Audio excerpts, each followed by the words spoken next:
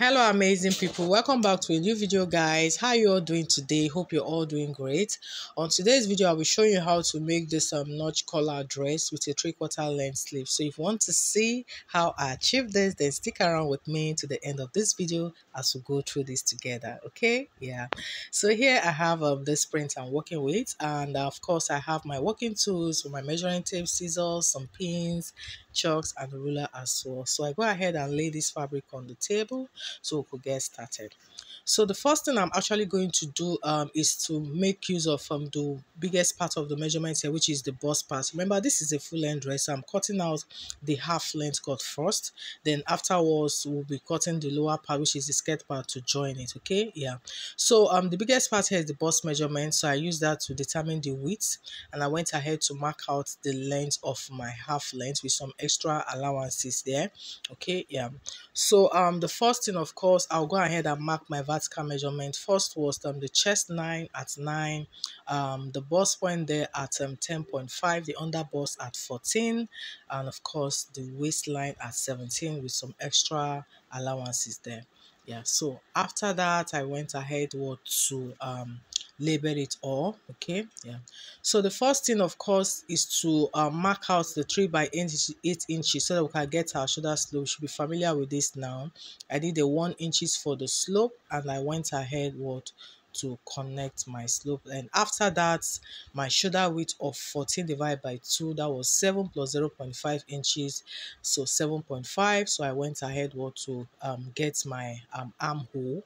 Okay, so having in mind that we are actually cutting out the back piece, so when you're cutting out a jacket, this is actually the you cut out the back piece first because the front piece is going to be open, right? Yeah, so that's why we have this unfold. Okay, yeah. So after that I went ahead to create my dart. So at the bust point there I indicated my nipple to nipple distance, which is 4. Then at the under bust I went ahead to take away 0.5 inches, so I marked 3.5 inches from my under bust all the way to the length of the top there. So you can see me connecting the lines to create my princess dart there. So at the armhole there I took note of the curve, and I got the midpoint. That was about 9.5. The midpoint was 4.7. So you can see me marking my 4.7 there. At that point, I decided to move up again by about 0.75 inches. Okay, so this is optional actually, so I just did that to straighten my curve. Okay, so after that, at that bust point I went ahead by extra 1 inches again, and I connected it. So we have actually done several videos on something similar like this. Okay, but I just needed to go through it for the sake of this tutorial. So here, after creating my princess dart, I went ahead to extend that part by 2 inches. So this is usually done anytime we're creating our princess dart. Okay, so when we're joining it at the armhole, we'll not have shortages. Instead, we'll have some excess to trim out. So once I was done, I went ahead to fixing my measurement for my bust measurement there, some extra allowances, and also at my waistline with some allowances, and I went ahead to connect the lines. So you can see here I've created my princess dart. Then for the neck width, I used the neck width of 3 inches and a neck depth of 1.5 inches. Don't forget, this is for the back, okay? Neck width of 3 and the neck depth of 1.5. So I went ahead to create my curve. And guys, we are done. We're done with this back piece. All is left now was to go ahead and cut this entire piece out. So you can see once I was done, this was what I have. So the next thing now we'll move over to the front piece. So for the front piece, I just have the exact width to work with. So the only difference was at the top I have 6.5 inches. That's going to be to create my collar. Remember, it's going to be a cut together collar, and by the side I also have 6.5 inches. I'll be using that as well for the lapel. Okay, yeah. So everything that is going to be in between the box now is just going to be the same thing I drafted out for my back, but this is what I'm going to impute here. Nothing different at all, just fixing the basic bodice pattern, just like we did for the back piece. So you can see I'm just fixing everything there as well, creating my slope, taking note of the shoulder, the bust measurement, and also went ahead to fix in the dart as well. Just exactly everything we're just pulling out here. Okay, yeah. So once I was done with that, okay, the next thing now is to what, create my lapel. So you can see for the neckline, I just did a neck width of 3 inches and the neck depth of also 3 inches. We're not going to cut that up, but that curve needs to be there for reference purpose. Okay, so here now I'm going to create my lapel.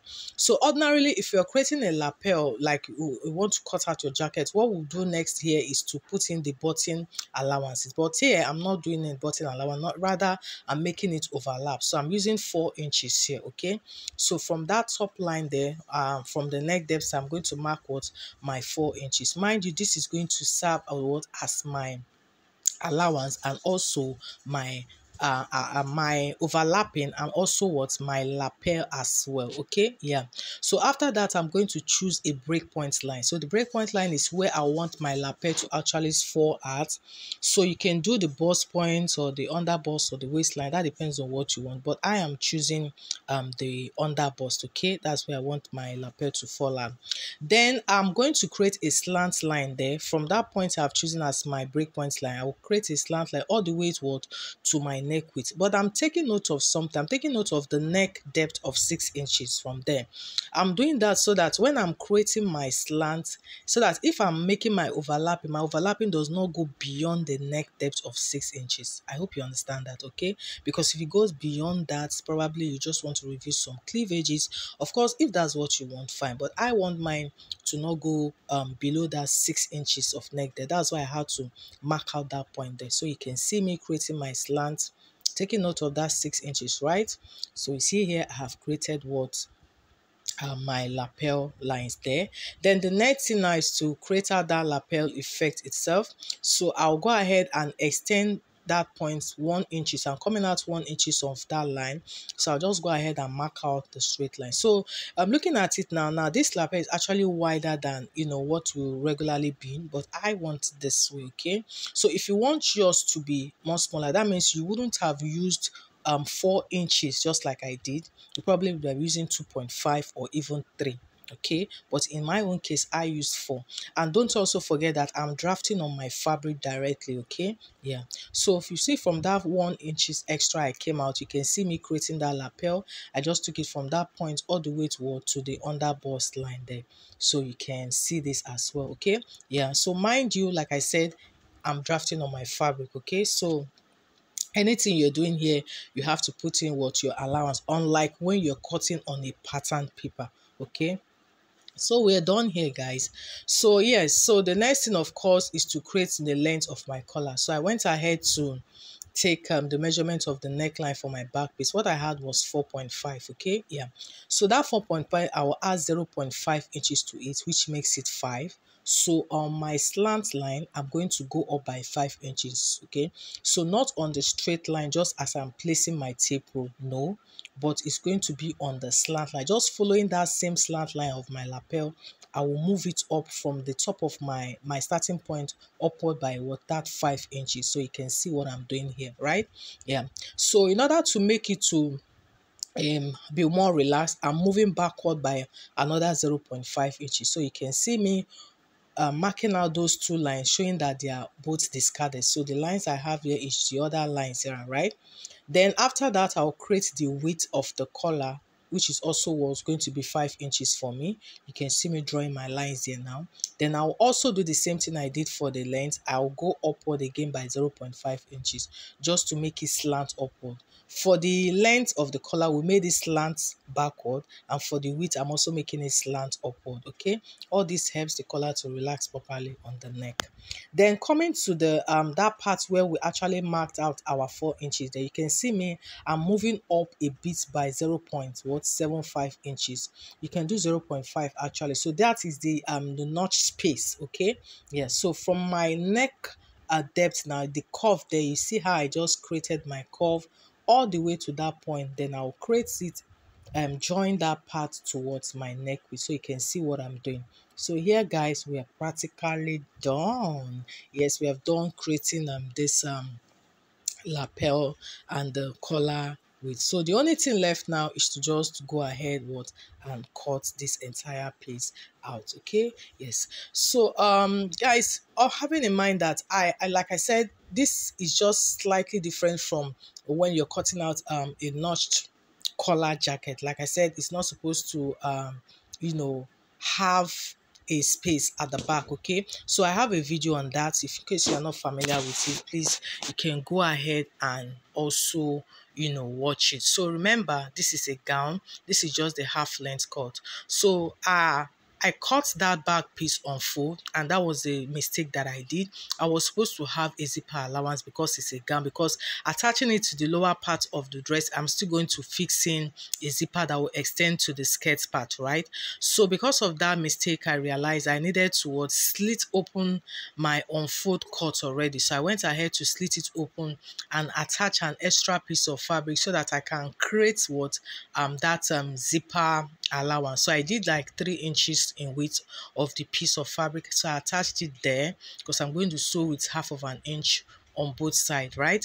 So at the end of the day, I will have it a zipper allowance. So it's a mistake, okay? So I rectified it by adding this extra, you know, piece of fabric to it as well. Okay, yeah. So yes guys, so once I'm done with this same zipper extension that I just did now, I'm also going to do it for the collar as well. I'm also going to extend my collar by 2 inches when I'm going to fix my collar. So the next thing, of course, will just be to go join this entire piece out, and of course we'll see the almost end product of this.